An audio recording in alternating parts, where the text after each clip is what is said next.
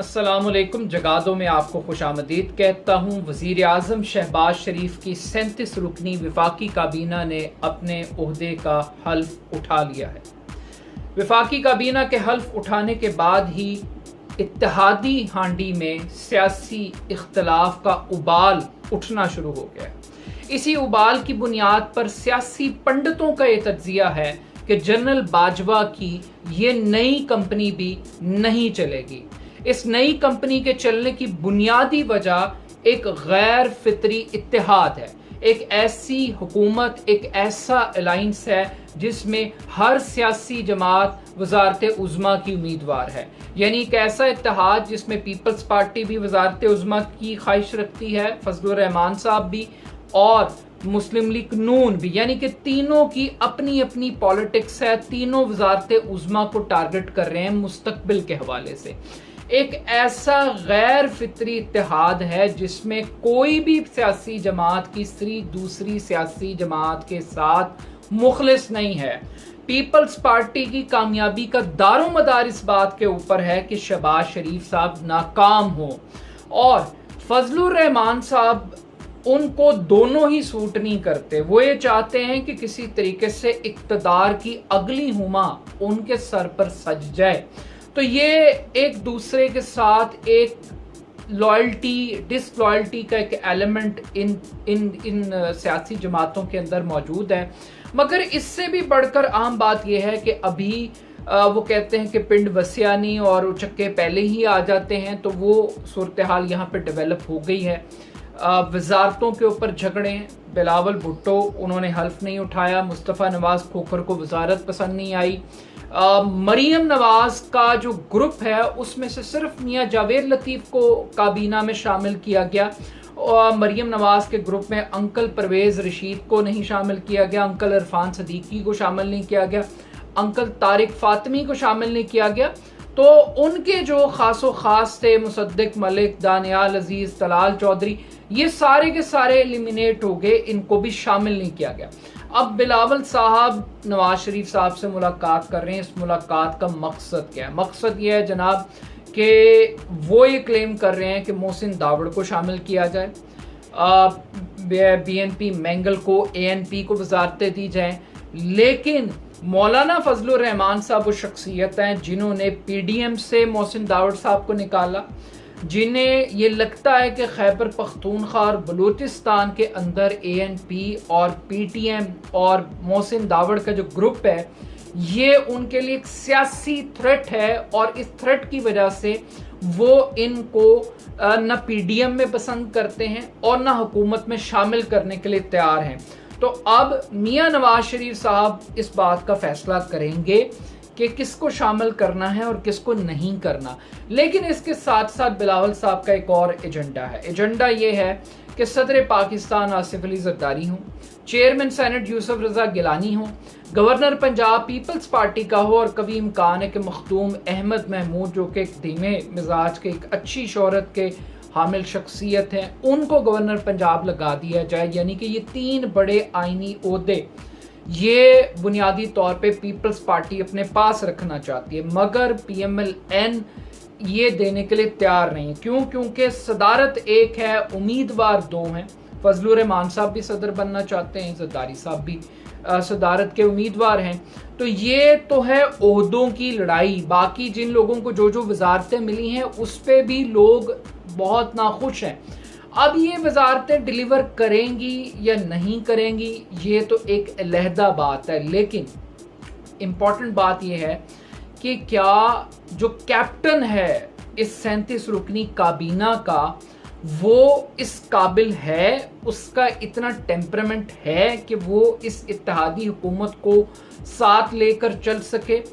ये तजर्बा पहले भी हुआ है। पीपल्स पार्टी और मुस्लिम लीग नून के दरमियान 2008 में काली पट्टियां बांध के परवेज़ मुशर्रफ साहब की काबीना में विफाक में मुस्लिम लीग नून के अरकान ने हल्फ उठाया था, और पंजाब के अंदर पीपल्स पार्टी के सीनियर मिनिस्टर राजा रियाज साहब हुआ करते थे। तो ये दोनों काबीना के अंदर रहे एक दूसरे की हुकूमतों में, लेकिन ये ज़्यादा देर चल नहीं सके, ज़्यादा देर ये अलाइंस चल नहीं सका। तो अब भी ये कभी इम्कान है कि ये अलायंस ज़्यादा देर नहीं चल सकता, और इसकी एक बड़ी बुनियादी वजह शहबाज शरीफ साहब का टेम्परामेंट है। शहबाज शरीफ साहब का टेम्परामेंट क्या है? वो है one man show, one man army. उन्हें अपने आप को ग्लैमराइज करना, क्रेडिट लेना, ग्लोरीफाई करना, खुद से अंजुमन बाहिम सताइशी उनके अंदर एक बहुत ज़्यादा यही पाई जाती है। वो क्रेडिट देने के लिए किसी को तैयार नहीं होते। पंजाब में थे तो खादमे आला का लक़ब दे दिया, वफाक में वज़ीर आज़म बने तो खादमे पाकिस्तान बन गए। पंजाब के अंदर जो उन्होंने डेवलपमेंट का मॉडल इंट्रोड्यूस कराया उसको उन्होंने पंजाब स्पीड का नाम दे दिया। पाकिस्तान के वफाक के अंदर गए तो वहाँ पाकिस्तान स्पीड इंट्रोड्यूस करवा दी। लेकिन वो इलेक्टोरल टीम पे बिलीव नहीं करते, वो वफाकी काबीना के ऊपर बिलीव नहीं करते। उनकी टीम हमेशा ब्यूरोक्रेसी रहती है, वो ब्यूरोक्रेटिक एप्टीट्यूड के साथ चलते हैं, वो गो गेटर्स के आदमी हैं। उन्हें आहत चीमा चाहिए, उन्हें फवाद हसन फवाद चाहिए, उन्हें खुर्शीद शाह नहीं चाहिए, उन्हें तारिक बशीर चीमा नहीं चाहिए, उन्हें ख्वाजा आसिफ की ज़रूरत नहीं है, उन्हें एहसन इकबाल की दानिशवरी की ज़रूरत नहीं है। वो खुद ही बहुत बड़े एक दानिशवराना जहन रखने के मालिक हैं। तो ये उनका एक एप्टीट्यूड है। बाकी शरीफ ख़ानदान का एक डिक्टोरियल एक माइंडसेट भी है। अब ये डिक्टोरियल माइंडसेट क्या होता है? ये माइंडसेट बुनियादी तौर पे ये है कि ये मशावरत पे बिलीव नहीं करते, ये फैसले सुनाने पे बिलीव करते हैं। ये समझते हैं कि काबीना एक इर्रेलेवेंट है, हमें वोट मिल गया, इस एक काबीना बराए नाम ठीक है। यानी वफाकी काबीना के कुछ ज़्यादा इजलास नहीं होंगे। नैया नवाज शरीफ साहब का भी ट्रैक रिकॉर्ड है। शाहज़ो नाज़र कभी कभी वफाकी काबीना के इजलास होते थे, मगर आज शहबाज शरीफ साहब इस नई काबीना का इजलास चेयर कर रहे हैं। बट ये भूल जाते हैं एडमिनिस्ट्रेशन को चलाते हुए कि जो लोग आवाम से वोट लेकर आए हैं उनको मशावरत में शामिल किया जाए। इनके नज़दीक ब्यूरोक्रेट्स की मशावरत ज़्यादा मैटर करती है। तो आई थिंक कि इस अलाइंस के अंदर शायद वो मशावरती अमल ना होने की वजह से भी इख्तिलाफात पैदा होंगे, और ये तमाम लोग इमरान खान से भी बड़े अथॉरिटेरियन डिक्टेटर्स साबित होंगे। अब इसके साथ साथ जो इत्तेहादी गवर्नमेंट का साइज है वो भी एक बहुत बड़ा सवालिया निशान है, क्योंकि साइज तो ये बता रहा है कि ये एक लॉन्ग टर्म गवर्नमेंट है, मगर मकासद ये बता रहे हैं, अंदर से उठने वाली आवाज़ें बता रही हैं कि ये ज़्यादा देर ये इंतखाबी ये हुकूमती अलाइंस नहीं चल सकता, इन्हें अर्ली इलेक्शंस की तरफ बढ़ना है। और अब तो आवाज़ें इस किस्म की आ रही हैं, शाहिद खाकान अब्बासी ये कह रहे हैं कि मुश्किल फ़ैसले करने पड़ेंगे। मियाँ साहब जो हैं वो बड़े परेशान हैं प्रेजेंटेशंस लेकर।